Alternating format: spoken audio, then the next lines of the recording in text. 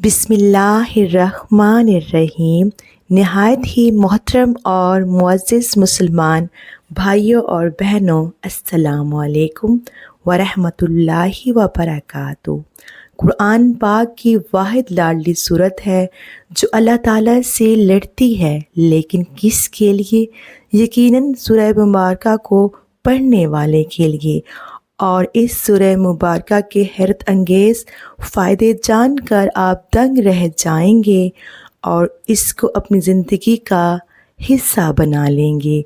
वो कौन सी मुबारक सूरत है और इसके हैरत अंगेज़ फ़ायदे जानने के लिए इस वीडियो को मुकम्मल देखिए। जज़ाकल्लाह।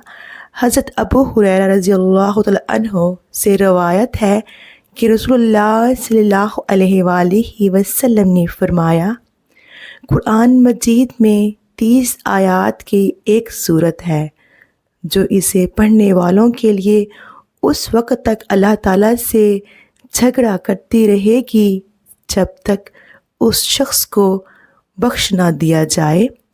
वो सूरत कौन सी है? वो सूरह मुल्क है।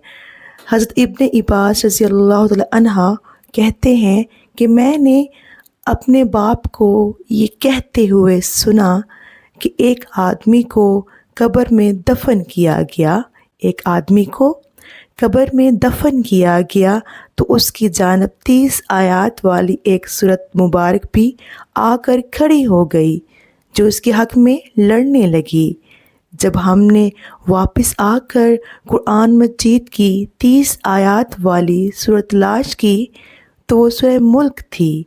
हज़रत इब्न अब्बास रज़ियल्लाहु तआला अन्हा फरमाते हैं कि नबी अकरम सल्लल्लाहु अलैहि वसल्लम के बाद सहाबा में से किसी एक ने दौरान सफ़र लाइल्मी में एक कब्र के ऊपर अपना खैमा नस्ब कर दिया।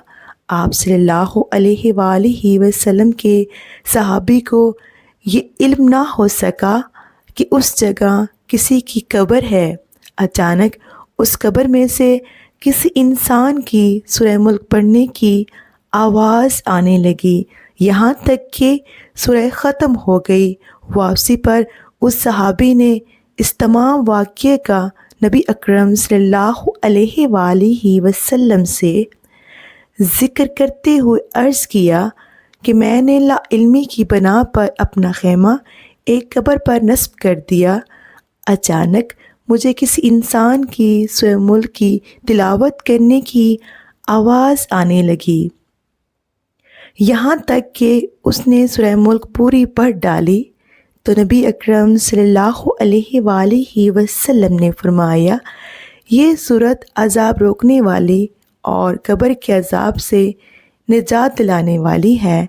सूरह मुल्क की आयत नंबर 13 और 14 के बारे में हज़रत इब्न अब्बास रज़ियल्लाहु तआला अन्हु से रवायत है कि ये उस वक्त नाजिल हुई जब मक्का में मुसलमानों पर अरसा हयात तंग कर लिया गया था और रसूलुल्लाह सल्लल्लाहु अलैहि वसल्लम छुपकर इबादत करते थे।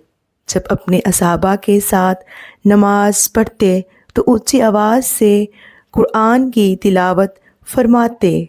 जब मुशरिक सुनते तो कुरान और नबी अकरम सल्लल्लाहु अलैहि वसल्लम को बुरा भला कहते। अल्लाह ताला ने नबी अकरम सल्लल्लाहु अलैहि वसल्लम को हुक्म दिया कि ज़्यादा ऊंची आवाज़ से कुरान ना पढ़ें कि सुन के मुशरिक आपको और कुरान मजीद को गालियाँ दें, और ना ही नीची आवाज़ से पढ़ें कि आपके अपने साथी भी कुरान की आवाज़ ना सुन सकें, बल्कि दरमियानी आवाज़ से कुरान पढ़ा करें, क्योंकि अल्लाह ताला तुम्हारी ज़ाहिरी व बातिनी बातों को जानने वाला है। बेशक अल्लाह पाक बड़ा गफ़ूर रहीम है, वो तो सीनों के भेद भी जानने वाला है। वही ना जाने जिसने तुम्हें पैदा किया, और वो बारीक बैन और हर चीज़ से बाखबर है। हज़रत इब्न अब्बास रज़ियल्लाहु तआला अन्हा ने एक आदमी से कहा, मैं तुझे एक ऐसी हदीस ना बताऊं जिससे तू खुश हो जाए। اس آدمی نے کہا کیوں نہیں، ضرور۔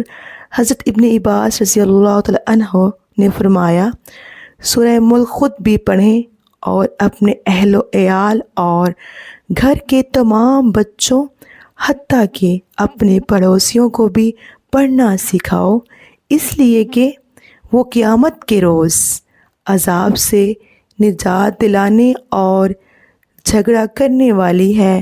قیامت کے روز پڑھنے والوں کی بخشش کے لیے اپنے رب سے جھگڑا کرے گی اور اس کے لیے جہنم کی آگ سے نجات طلب کرے گی۔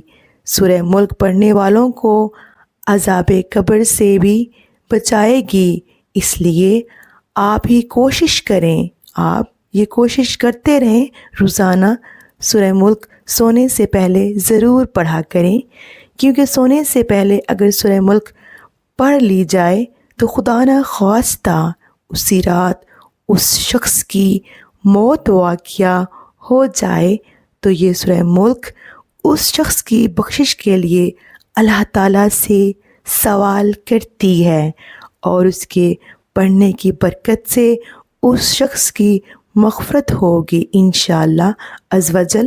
دوستو، اگر آج کی یہ معلوماتی ویڈیو آپ کو پسند آ جائے تو محترم ناظرین برائے کرم اس ویڈیو کو لائک اور شیئر کر دیجئے۔ جزاک اللہ خیر کثیر۔ اللہ ہم سب کا حامی و ناصر ہو۔